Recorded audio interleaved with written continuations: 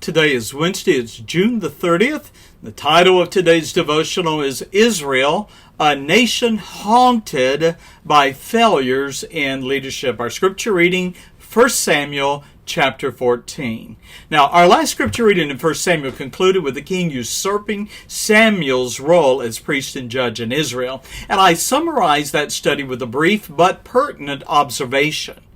Character flaws in leaders breed insecurity in the lives of their followers. Now, the weaknesses manifested in Saul's character took a significant toll on the people's trust in him as their king. Saul's standing army of 3,000 fighting men had been reduced to 600 men who trembled at the thought of following him into battle. The nation was terrorized by Philistine raiders who rode unchallenged throughout the countryside, leaving the people impoverished. Now, history records that the Philistines controlled large parts of Israel in that day, and the people were not allowed to possess weapons of war.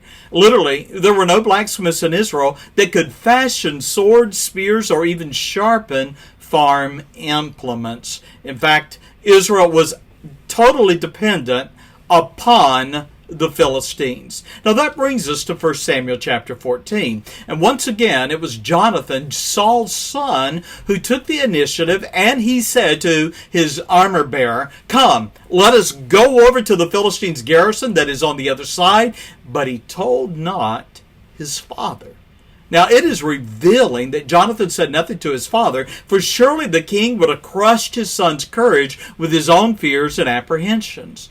Saul, with his army decimated and scattered, pined away his time in Gibeah. We read in 1 Samuel 14 and verse 2 that he was under a pomegranate tree, and the people that were with him were about 600 men.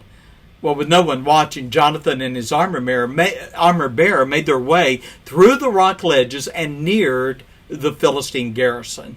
Jonathan encouraged his servant, "It may be that the Lord will work for us, for there is no restraint to the Lord to save by many or by few." 1 Samuel 14, verse 6. Now, unlike the men who followed his father, Jonathan's servant encouraged him, saying, "Do all that is in thine heart, turn thee. Behold, I am with thee according to thy heart." 1 Samuel 14 and verse 7. Now, they agreed on a sign, and believing the Lord would bless them, Jonathan revealed himself to the Philistines, who said, "Come up unto us." And with those words, Jonathan and his servant assailed the garrison, slaying 20 men in their pursuit. Now the noise of that clash, accompanied by the Lord sending a timely earthquake, aroused the Philistines, who in the darkness, they took up swords against one another in a terrified frenzy. Now what followed in King Saul's camp was incomprehensible. Israel's watchmen alerted their do-nothing king that the Philistines had turned on each other and their army was scattered. But rather than commanding his soldiers to go to arms, Saul ordered a roll call to find who was missing. And it was discovered that Jonathan and his armor bearer were not there. Now, the roll call being ended, Saul commended his men to battle, and when they were come upon the Philistines, they found, and I quote, "Every man's sword was against his fellow," and there was a very great discomfiture or confusion in that army. Incredibly, we learned some Hebrews had deserted Israel and were in the midst of the Philistines, and they then turned and began to fight for Israel. Now, hearing the Philistine army was in disarray, men of Israel who had even fled to the mountains emerged to fight. And we read, "And so it was that the Lord saved Israel," not the king, the Lord saved Israel that day. Well, tragically, the great victory over the Philistines was nearly eclipsed by a foolish, rash oath spoken by Saul, who had said, 1 Samuel 14:24, "Curse be the man that eateth any food until evening, that I may be avenged on my enemies." Well, with no nourishment during the battle, the people became faint, and though they passed through woods that was apparently filled with honey, yet no man put his hand to his mouth, for the people feared the oath of the king. Well, Jonathan, we read in 1 Samuel 14:27, Jonathan had not heard when his father charged the people with the oath, and wherefore he put forth the end of his rod, a staff or a scepter, and put it that was in his hand, dipped it into honeycomb, and put it in his hand to his mouth, and his eyes were enlightened.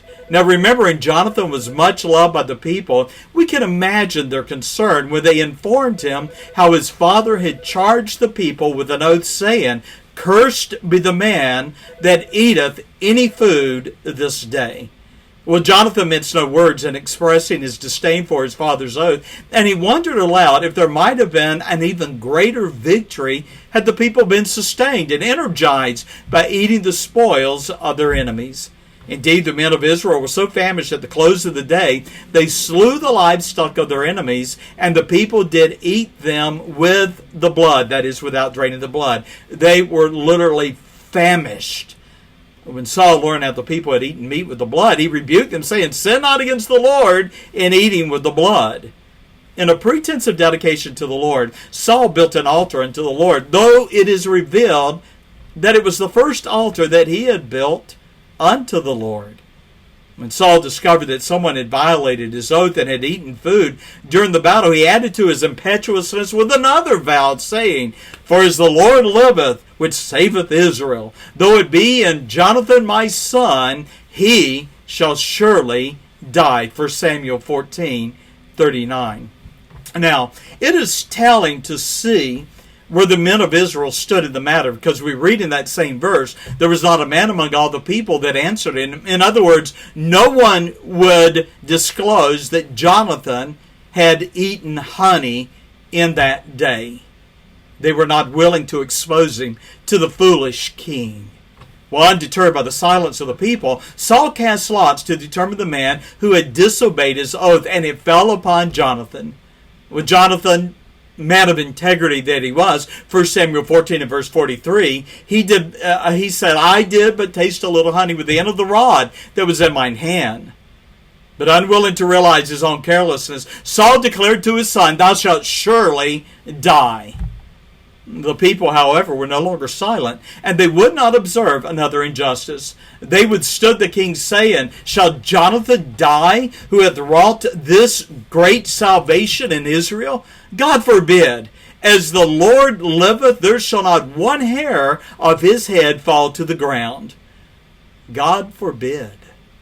The people, we read, rescued Jonathan, that he died not.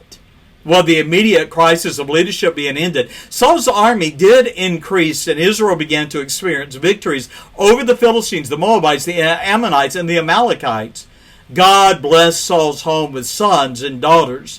But listen, his reign was forever shadowed by his failings, and perpetual wars would follow him throughout the rest of his life. I hope you'll join me tomorrow as we continue this study that moves from Saul to David. David will be anointed and will be the heir to the throne of Israel. God bless you. I hope you've enjoyed the study. Bye-bye.